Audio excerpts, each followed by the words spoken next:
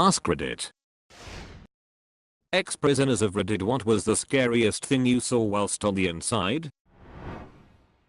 Where I was, the guard towers were armed with a variety of less than lethal firearms. A fight started on the breezeway, main walkway between units. You hear the siren, and you have about 10 seconds sit on your ass and cover your head to protect from over spray. Else, the guards start shooting shotguns loaded with rubber balls at you. One of the guards hit one of the guys fighting directly in the sack with a rubber balls round. Turned the front of his jeans red by the time they got him up and to the infirmary. Apparently lost a testicle due to rupture. Not me, but my husband was in prison as a young adult. He said that they had a way of checking your ego in the spot he was at. The toughest guys would come up to you on your first day and ask how many push-ups you could do. If you were smart, you would just sort of blow it off or laugh it off and move on. If you were a stupid show off or had something to prove, you would claim a large number or talk yourself up. If you did that, then they would be all friendly and be like, oh, let's see it.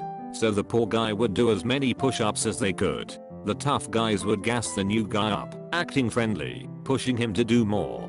They acted impressed and joked around. Then as soon as the new guy had done as many push-ups as possible, they would jump him and beat him up. He would be helpless to resist because he had maximumed himself out on push-ups. Afterwards, any guy with an ego was normally really quiet for the remainder of their stay. I spent a couple weeks in county jail. On the first day, when we were all being processed into the facility, strip, bend over, spread your cheeks, and cough, we were told very succinctly to never ever even joke about suicide while in the facility. Kinda like how you just don't say bomb on an airplane anymore. By day 3, I had a good understanding of the other guys I was locked up with. I was physically the biggest of the white guys in our pod, so all the white kids huddled around my table at meals to keep away from the Hispanic folks and the black folks. Yes, there are 3 teams in correctional facilities, whether you like it or not. There was one kid in the group that seemed underdeveloped mentally. He probably had a learning disability among other things, but he essentially acted like a 12-year-old. I knew early on he was going to get himself in trouble because he never stopped talking or moving, and he was rubbing everyone the wrong way. I tried to tell him to chill out and be invisible, but he was not understanding what I was telling him. I had been there a week when the 12-year-old finally lost his cool completely. He was in the shower, singing and joking around, putting on a performance that went too far, and he pooped on the floor as a joke. After the other guys in the shower grabbed their towels and ran, he proceeded to kick the poop all over the walls and into the other shower stalls. I didn't shower for the rest of my stay, truth be told. It turned into a big scene, and then when the trustees came in to clean up the poop all over the walls, it turned into an even bigger scene. The whole time, the 12-year-old was locked in a cell near the showers, laughing and joking as other inmates had to clean up his poop and make the shower area sanitary again. State-run facilities have standards after all. The next day, everyone was looking at the 12-year-old with hate in their eyes. Kinda like Gomer Pyle in Full Metal Jacket. Everyone missed their showers the day prior due to the poopsident, and then the kid was still up to his antics at breakfast the next day. Everyone got really cold toward him, even openly mean. I'll admit, I started ignoring him completely after the poop. It took him a day or 2 to realize he was hated by all, and then his personality changed dramatically. He became sad, despondent, and started talking to the co's because the other inmates wouldn't talk to him anymore. He fucked up and told the co's that he should just harm himself and make everyone happy, and that was all it took. They dragged out the blue burrito. This is the scariest thing I had seen in jail. The blue burrito was a 10-foot long blue foam mat, like you would use in gym class, with 2 12-foot long red belts attached. They laid it out on the floor, forced the 12-year-old to lay on the mat, and then they rolled him up with his arms at his sides into the blue burrito. The 2 long red belts clipped together at the top and bottom of the burrito, keeping it all nice and tight. This was the suicide protocol at the jail. No counseling, no medical ward. You lose the ability to move. They put that poor bastard in the burrito around 8 p.m, dragged him into his cell, and left him laying on the floor, wrapped up tight, until breakfast the next morning. Around 8 a.m, the child molesters and gang members in protective custody get to eat breakfast first. Imagine being unable to move, barely able to breathe, with no end in sight for 12 hours on the floor of your 8x8 cell. My cell was up above his, and I heard him weeping and moaning in agony all night. He didn't say a word to anyone, or look anyone in the eye for that matter for the rest of the time I was there. One night in the blue burrito broke him.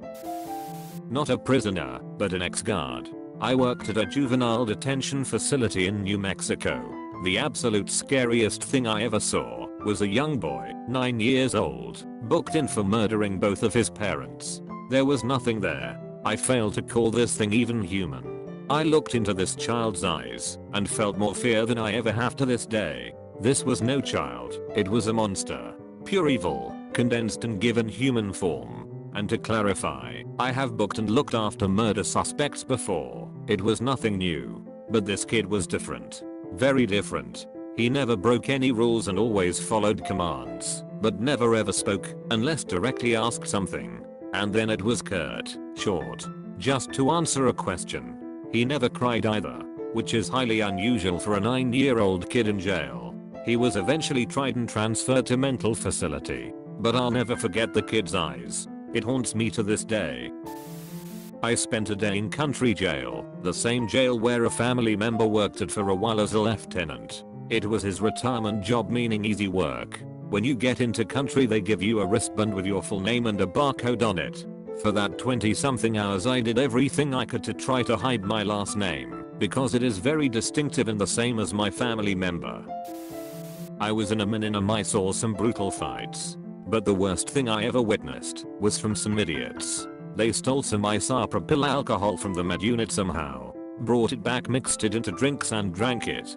They were fucked. Throwing up worse than I've ever seen, and down 4-eyed sick as fuck, screaming in agony, shriveled in a ball on the floor. I've heard of people drinking floor stripper for GHB or some shits. But fuck. The things people will do to try and get fucked up is way beyond anything I can comprehend. Also a bonus answer for you. The worst, scariest, most painful thing I've ever dealt with. I got scabies and had it for 11 months. I was treated several times for it, but because people were infected around me, I kept getting it. If you have never had it or even heard of it, be thankful. I have scars on my body from scratching because of how itchy and uncomfortable I was. I finally had to threaten a hunger strike. You want them to listen in prison? Go to medical, ask them for the lieutenant, and say you are going on a hunger strike. They treated me last time and put me on a psych hold in isolation for 3 days. When I got out they transferred me to a new housing unit and I never got it again. I saw a guy keep scratching his arm until it bled. Then he took heroin and put it inside the wound because he didn't have a needle. It was completely fked. He was doing it in the courtyard under the camera so the camera couldn't see him. I hope never to see anything that fucked, like it seemed like he would do anything to get that heroin into his bloodstream. Not me, but a teacher of mine told me a story of one of her students that spent a week in juvie. He wasn't there for more than 2 days when a gang of boys attacked him, sliced his back up with razors and raped him.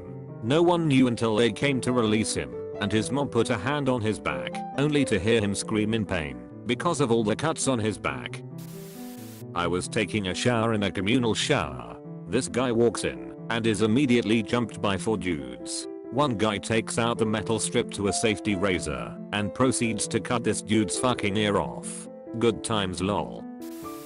My friend used to do industrial work in a steel factory or something. He was being trained by an Honduran worker to do forging. It was a tough job, but he said the guy was very nice and really helped him to understand. My friend has an easy time becoming friends with significantly older adults. Kept telling he was a nice dude with a wife and daughter. Managed to legally adjust his status in my country with a seemingly normal and honest life. A few weeks later, we find out the dude in the local news. He apparently has been arrested for a week or so for raping his own daughter and stabbed her in the back, I believe, although it wasn't very deep cut, so she survived. That same friend worked for the police for a while, not as an officer. He told me in the prison they had this punishment where, if you commit a violent crime, the inmates would do that crime to you 50 times. He had been stabbed 50 times in the back and raped his anus 50 times as well. In the newspaper you could barely tell his shirt was covered of blood and his pants of both blood and feces.